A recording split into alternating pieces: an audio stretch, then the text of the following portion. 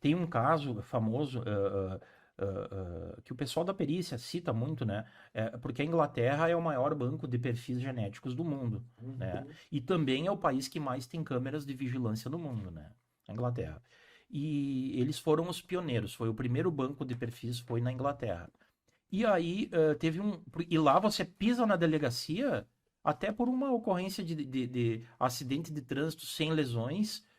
Ocorrência simples, eles coletam seu DNA, né? E a Inglaterra andou tomando condenações no Tribunal Europeu de Direitos Humanos por problemas, porque banco de dados, e agora entrou essa lei, né, de banco de dados, os bancos de dados têm um tempo, né? Você não pode permanecer com os dados indefinidamente, né? E Uhum. aí a Inglaterra tinha tanto perfil que eles já nem conseguiam gerir direito, né? E aí o que que aconteceu? Um belo dia, um cidadão lá, um pai de família, né? Ele, a esposa, os filhos de carro se envolveram num acidente, foram registrar uma ocorrência, foram, enfim, registraram a ocorrência, né? Esse senhor, um cidadão, acima de qualquer suspeita, nunca teve um antecedente, nada, né? E aí coletaram o DNA dele, deu match, deu coincidência com um caso de estupro e homicídio de 15 anos atrás. Ah, Então também, né, coisas assim que o DNA, a ciência é capaz. E aqui no Brasil, a primeira utilização do banco de perfis serviu para absolver uma pessoa. Então o seria DNA uma condenação injusta. injusta, é. Então o DNA ele Então, esse banco de dados, esse banco de recolhimentos de DNA, né, de amostras, ele serve exatamente para se buscar a justiça. Né? exato. Não é só para buscar a condenação, é para se Não, esclarecer quem é o autor do crime. sem dúvida. É a ciência, né, auxiliando. Nos Estados Unidos tem um site que é muito interessante, é o Innocence Project, que Uhum. agora tem o Brasil também. Tem menos casos, né? O site americano tem em torno de 400, 500 casos. Você vai lá e aí vê as fotos, né? Aí você vê a foto de um senhor assim, né, sorrindo, de terno e gravata, daí tu olha embaixo, fulano de tal, 40 anos de cadeia, inocentado pelo DNA. Aí tu fica chocado, né? Aí tu vê a foto ao lado, uma mulher ali bem vestida, assim, sorrindo, né? E embaixo, 25 anos de cadeia. Não baixa de 15, 20 anos de cadeia. Sim, porque normalmente esses crimes são gravíssimos, Não, né? é que nos Estados Unidos, furto dá 15 anos, né? Eles são extremamente rigorosos, né? E lá é cadeia, Aliás, né? aproveitando, deixa, né? O que é ruim para o Brasil é exatamente essa banalização de, primeiro, de não cumprimento da legislação, né? E segundo, a suavidade das leis, né? Nós temos que ter esses crimes mais graves uma pena muito mais severa e que seja efetivamente cumprida, é o que eu penso. Eu também. E eu vejo a nossa legislação caminhando no sentido contrário, né? Sim, lamentavelmente. É. E aí, você vê esse site, o Innocence Project, né? E dá uma tristeza de ver, né? Pessoas inocentes condenadas.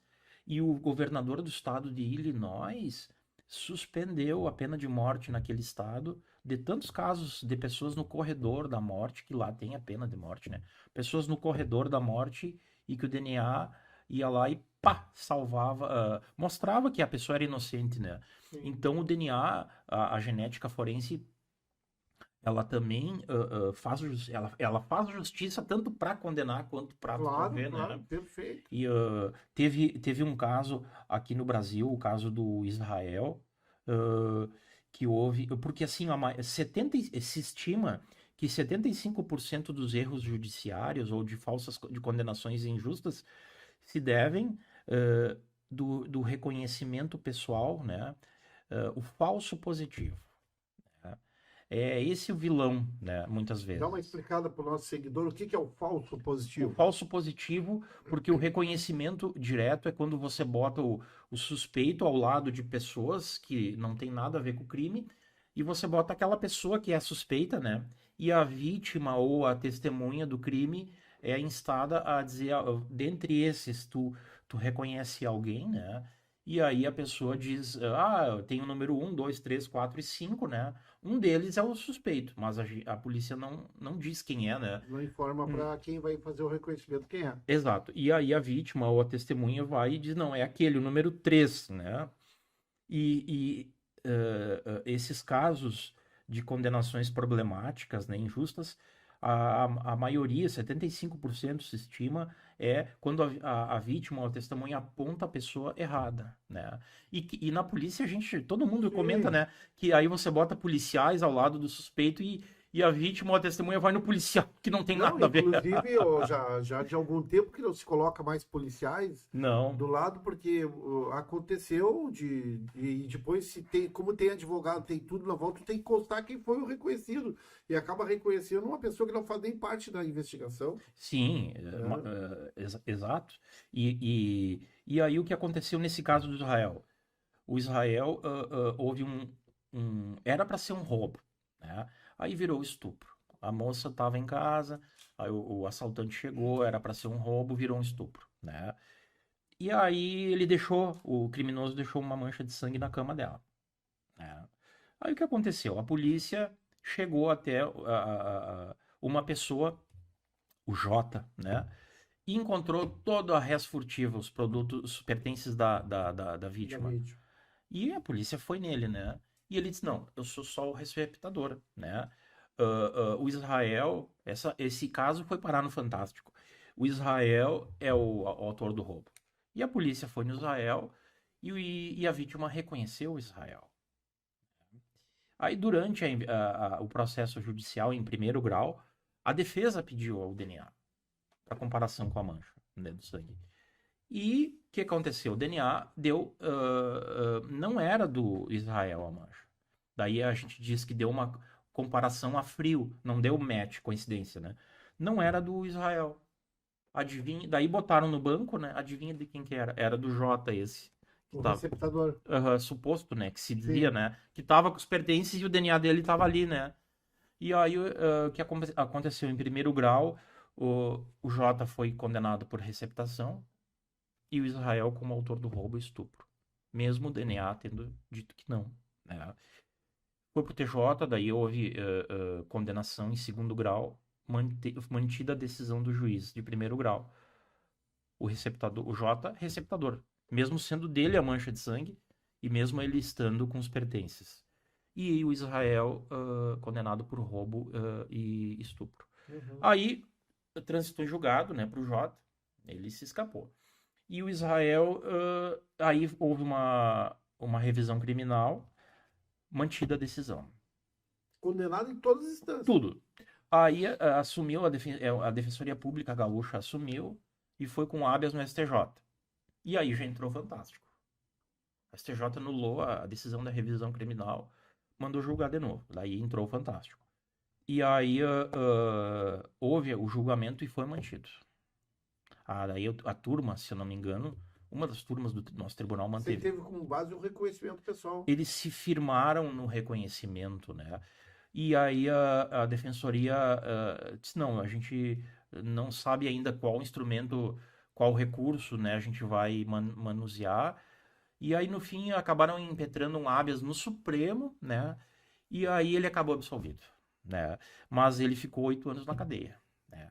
E houve a reportagem do Fantástico e tudo mais. Teve um caso de Ele acabou repercussão, né? sendo absolvido em função do DNA não conferir com dele. O Mas fundamento por que essa teoria? Porque na época ainda não era relevante é que esse tipo de eu prova? vejo assim, ó, e isso eu acho que é um dos méritos do meu livro, né? Sempre que chega uma coisa nova na nossa cultura, e na cultura jurídica é assim, a gente tem uma tendência a refratária, assim, a querer conhecer, né? Assim, a grande discussão que se trava em termos assim, porque quando o DNA começou a ser usado, de cara surgiram questionamentos éticos e jurídicos sobre, né? Sim. Se isso viola direitos fundamentais, né? Então, assim, qual é a grande preocupação? Você utilizar o DNA, eficiência no serviço policial, na investigação, eficiência na prova, na fase judicial, mas respeito, né, aos direitos fundamentais. Então, o que se questiona? A lei diz que o suspeito, o indiciado ou quem cumpre pena é obrigado a fornecer a amostra biológica. Mas aí vem aquele questionamento. Mas o direito fundamental à não autoincriminação não vedaria, né, a pessoa se autoincriminar? Ela não seria obrigada, né? Isso não está pacificado ainda. No Brasil, não. Mas quando a lei entrou em vigor no Brasil, né, mais de 50 países já tinham bancos de perfis. E em todos os países que usam, todos, a pessoa, o acusado, o suspeito, o condenado, ele é obrigado, né? Por quê? Qual- Aqui é a opção. Não, aqui a lei manda, os tribunais estaduais têm confirmado nas suas decisões, só que isso chegou no Supremo. Em Sim. Minas, a defensoria questionou isso. E é um recurso extraordinário, que teve repercussão geral decretada pelo relator. Foi feita depois uma audiência pública para discutir a temática. Foram trazidos. O professor Renato Brasileiro foi lá, falou, um grande processualista penal. Vieram peritos da Espanha, do Brasil, professora Thaisa Schiochetti. Não sei se a nossa perita Trícia também não foi. Várias pessoas foram lá discutir com os ministros do Supremo, explicar, né? Uhum. E esse recurso extraordinário não foi julgado.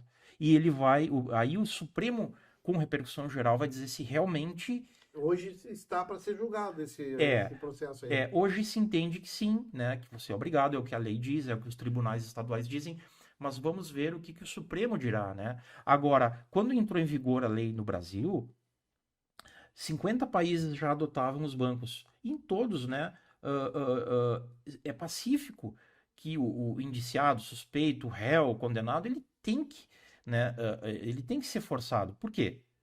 Qual é o criminoso, e especialmente esses que a gente precisa, que são os reincidentes, os espertos, os Sim. psicopatas? Qual é o criminoso que vai dizer, não, eu não quero, vai dizer, sim, eu vou colaborar com. Claro que ele não vai querer nunca. Né? Então para que a lei, para que o banco, para que toda essa estrutura? Então você nem faz, né? Nem faz, porque E não. hoje a situação tem medidas judiciais proibindo de ser feito isso? Não, Depende de caso a caso? o que se vê assim, no vácuo da jurisprudência, logo que entrou em vigor, né? Porque a lei já não é tão nova, né? Já vai fazer 10 É, anos agora, né? se jogou poucos perfis, né? O IGP estava receoso assim Eu vi de. uma notícia, eu acho que questão de 30 dias atrás, Uhum. que o IGP já tinha um percentual bem alto em relação no Rio Grande do Sul, né? Graças a essa política pública do nosso ex-ministro Moro, né? Ele Uhum. encampou isso, No né? Rio Grande do Sul me pareceu, pela reportagem que eu li, que era um dos estados que estava mais avançado nessa questão Sim, de recolhimento do DNA, né? sim. E aí o ministro encampou e as perícias começaram a ir nos presídios e coleta, coleta, coleta, coleta, coleta, né? E aí que o banco encheu, né?